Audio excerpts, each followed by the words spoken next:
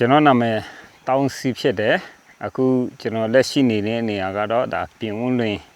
စင်လန်းကြီးရွာကျွန်တော်လုပ်နေတဲ့ကအဓိကတော့ data music ကိုထိန်းသိမ်းစိုက်ပျိုးထုတ်လုပ်တာပေါ့နော်ကျွန်တော်ဒီ data music လို့ပြောရင်တော့အရန်နဲ့နေတာပေါ့နော်ဒီ data music ကတော်တော်များများကျွန်တော်တို့ရဲ့တောင်သူလက်ထဲမှာမရှိတော့ဘူးပျောက်ကုန်ပြီအဲ့တော့သူတို့သူတေသနာအရာဆိုရင်ဒါ95%တော့ဒါကဘာပေါ်မှာပျောက်သွားကုန်ပြီ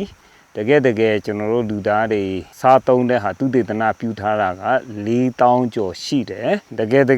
လက်တွေ့ကြစားသုံးတဲ့ဟာကြတော့ဒါ9000ကျော်ရှိတယ်ဒါပေမဲ့အခုကျွန်တော်လက်ထဲမှာ data music ကအမျိုးပေါင်းက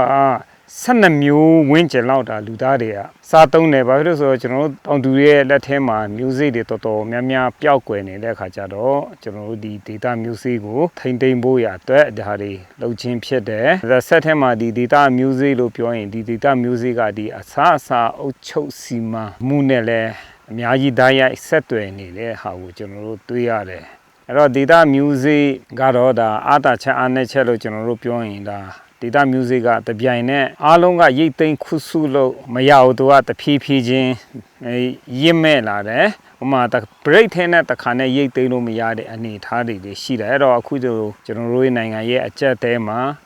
ရက်ရွာမှာကျွန်တော်တို့အစားပုံမှန်စားနိုင်ဖို့ရက်ရွာမှာအစားဖူလုံနိုင်ဖို့အတွက်ကဒီ data music ရဲ့အခန်းကဏ္ဍကတိတ်အရေးကြီးနေတဲ့အတွက်ကြောင့်ဒီဟာတွေကိုကျွန်တော်တို့လှုပ်ဖြစ်တဲ့ခြင်းဖြစ်တယ်ပေါ့အခက်ခဲတွေတော့ကျွန်တော်တို့ပြန်လှုပ်ရင်းနဲ့ဒါတချို့တွေးတဲ့အပိုင်းတွေတော့ရှိတယ်ဒါပေမဲ့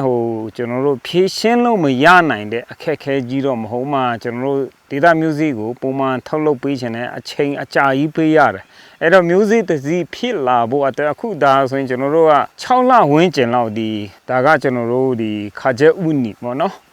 carrot မျိုးတွေက6လတော့ပေးရတယ်အချိန်6လတော့ပေးရတဲ့အချိန်မှာကျွန်တော်အချိန်ကအကြာကြီးဒီမှာမေးမှာထားတဲ့အတွက်ကြောင့်ကျွန်တော်တို့ဒီအဆက်မပြတ်ထုတ်လုပ်တဲ့အချိန်မှာအခက်ခဲတွေရှိတယ်နောက်တကယ်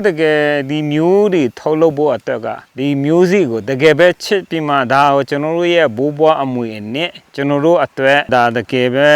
စားစရာအဖြစ်ကျွန်တော်တို့ရဲ့အမွေအနှစ်ဖဲကျွန်တော်တို့လက်ခံတဲ့တကယ်ချစ်မြတ်နိုးရင်တော့ဒါထုတ်လုပ်လို့ရတယ်အဲ့လိုသဘောဒီ music တွေအပေါ်မှာတကယ်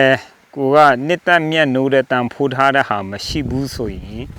ကျွန်တော်တို့တောင်းတိုင်းနဲ့ဒါလုပ်ဖို့မလွယ်ဘူးအဲ့တော့ကျွမ်းကျင်လုပ်သားဆိုတာတဲ့ဒီ music ပေါ်မှာတန်ဖိုးထားပြီးမှလေးနဲ့တဲ့ခံယူချက်လေးတွေရှိမှပဲဒီ music တွေကိုကျွန်တော်တို့ကထုတ်လုပ်နိုင်မယ်တောင်းနဲ့ဒီ music ကိုမချစ်ဘဲနဲ့တော့ကျွန်တော်တို့ထုတ်လုပ်မရဘူးအဲ့တော့လူတွေဝင်လာတယ်ကျွန်တော်တို့ intern နေလာတယ်ဒါပေမဲ့ဒီပေါ်ကိုတန်ရောစင်မရှိဘူးချစ်မြတ်နိုးမရှိဘူးဆိုရင်ဒါတွေကလှုပ်လို့မရဘူးပေါ့နော်အချိန်နဲ့အကြာကြီးပေးရတယ်နောက်ကျွမ်းကျင်လုပ်သားတွေဒီအပေါ်တန်ဖိုးထားတဲ့လူကရှိမှရင်တော့ရှိတယ်ဆိုရင်ကျွန်တော်တို့ကဒါတွေကလှုပ်လို့ရတယ်ပေါ့နော်